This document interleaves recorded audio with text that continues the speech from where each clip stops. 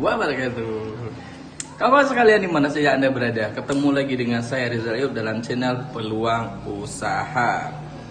Pada kesempatan kali ini saya mau review salah satu peluang usaha yang mungkin bisa Anda ambil peran ya. Anda bisa segera lakukan.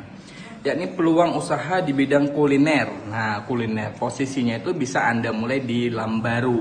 Nah, Lambaru sekarang sudah menjadi pusat bisnisnya Aceh. Kenapa? 4 simpang itu luar biasa ramai sekarang, dan itu menjadi tempat transinya orang mau ke bandara, mau ke Medan, mau ke Melabuh, Banda Aceh, transinya di Lambaru.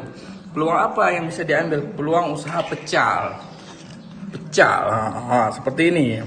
Seperti yang saya makan nih. Saya coba dulu ya.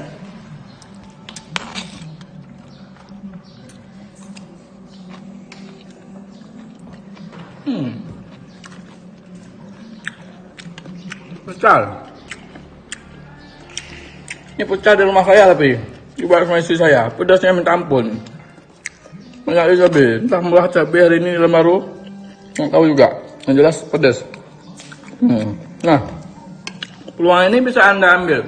Buka di Lambaru. Nah, Lambaru setahu saya belum ada yang jual pecel. Oke, peluang ini diambil oleh siapa yang cepat. Yang cepat dia dapat. Sekian dulu dari saya. Terima kasih banyak.